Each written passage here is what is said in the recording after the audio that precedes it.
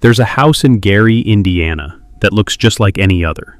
Ordinary, quiet, almost forgettable. You could walk right by it and never suspect a thing. But once someone tells you its history, its real history, you'll never think of it the same again. In November 2011, 32-year-old Latoya Ammons moved into a modest rental house in Gary, Indiana. She brought her 3 children, ages 7, 9, and 12, and her mother, Rosa Campbell. Latoya was a single mother. Rosa, her mom, helped raise the kids and lived with them full-time. The deal on the house was good, the structure seemed solid, and it looked like a fresh start.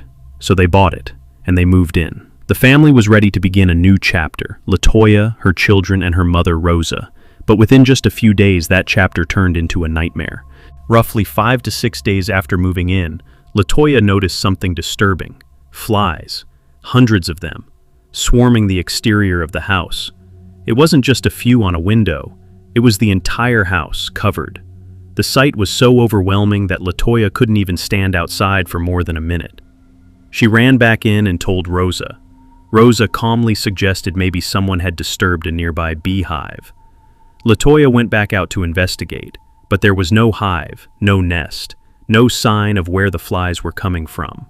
Then, just as mysteriously as they had arrived, the flies vanished. But 2 days later they came back, in greater numbers. The house was coated. You couldn't see the paint, only a thick layer of buzzing wings. It was as if the house itself was decaying from the outside in. Soon after, the children began acting strange.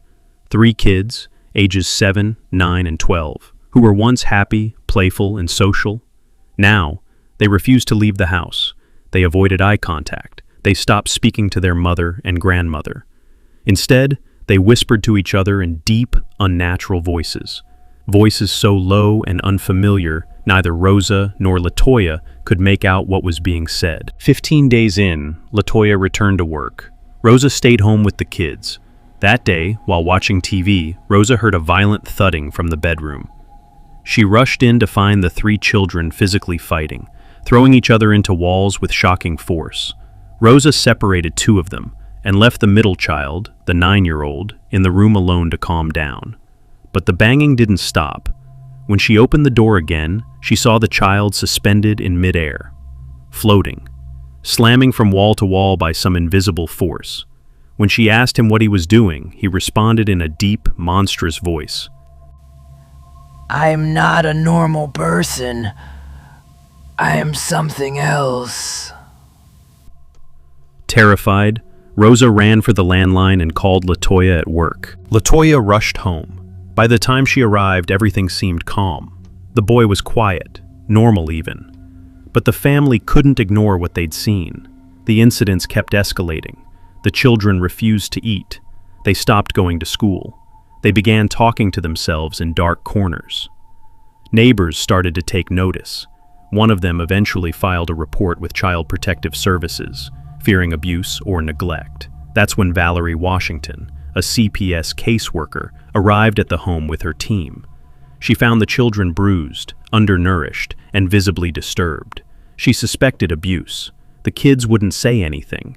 They seemed afraid, but not of their mother, of something else. Washington took the children into protective custody and brought them to a nearby hospital for evaluation. 8 days later, Washington met with Latoya, Rosa, and the children at the hospital. While speaking with a psychologist, the youngest child began acting strangely. Suddenly, his eyes rolled back until only the whites were visible. He charged toward his grandmother, hands stretched out. Rosa, experienced in dealing with the unexplained, held him tightly. The child, now growling in a deep, unnatural tone, shouted things no child should know. Then, as Rosa held his hands, he began walking backward, up the hospital wall. He walked straight up it, and then flipped over her head and landed on his feet. This wasn't imagination. Valerie Washington saw it, so did the psychologist. Later reports suggested even the hospital's security cameras captured parts of the event, though footage was sealed. Everyone was shaken. No one could explain it. After being removed from Latoya's custody, the children were placed in foster care. For a short while, their behavior improved. They ate normally, went to school, and smiled again. But when they were reunited with their mother during supervised visits, the behavior returned. Deep voices, trances, and violent outbursts. Even Child Services noted this pattern and said the case was unexplainable. News of the incident reached the local police. Lieutenant Charles Austin and Officer Garuska visited the house with Washington. Rosa and LaToya were present. The children stayed outside. The police wanted to search the house. Rosa agreed, but insisted she would not stay inside during the investigation. One officer told her someone from the family needed to be there. Rosa reluctantly stayed. The house appeared normal: the kitchen, the living room, the bedrooms. Then the team reached the basement. The air was heavy. Dust coated everything. The floor was made of concrete, except one part under the stairs. There, it was just dirt. Washington noticed strange burn marks and melted candles on the floor. When they brushed away the dirt, they saw symbols, strange ones, etched beneath. Suddenly, they felt something. The wall burned one officer's hand. He screamed. His palm turned white, like hot wax had touched it. They tried to clean the oily substance on the stairs, but it kept reappearing. Washington asked Rosa about the symbols. Rosa said they'd never gone into the basement before. They had no reason to. But now, everyone had a reason to fear it. The oily liquid seen before had returned, this time flowing down the stairs, curling into the floor, and disappearing. No source, no explanation. They took photos and left. Back at the station, Lieutenant Garuska examined the photos from the house. In one, a thick white mist appeared at the foot of the stairs. In another, smoke formed the shape of a figure. The team had seen nothing with their eyes, but the camera had captured it all. They also listened to the audio recording from the basement. Amid their own voices, there was something else, a whisper. It repeated, "Hey, hey," and no one had heard it during the investigation. LaToya reached out to a local priest, Father Maginot. He visited the home and witnessed bizarre events firsthand. Lights flickered, curtains moved without wind, oily substances dripped from walls. Footprints appeared, ones far too large to belong to anyone present.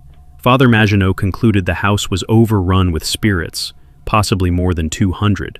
During exorcism rituals, LaToya herself reportedly convulsed, spoke in tongues, and briefly levitated. He performed multiple exorcisms on her, her son, and on the home itself. Eventually, the family left the home for good. In 2014, paranormal investigator and TV host Zach Bagans purchased the house to make a documentary. His crew claimed to have experienced unexplained events. Bagans himself said he became violently ill after entering the basement. He ultimately demolished the home in 2016, but he rebuilt a similar structure in its place, as if the shape itself had meaning. To this day, locals still say something isn't right there, and some believe the evil never left.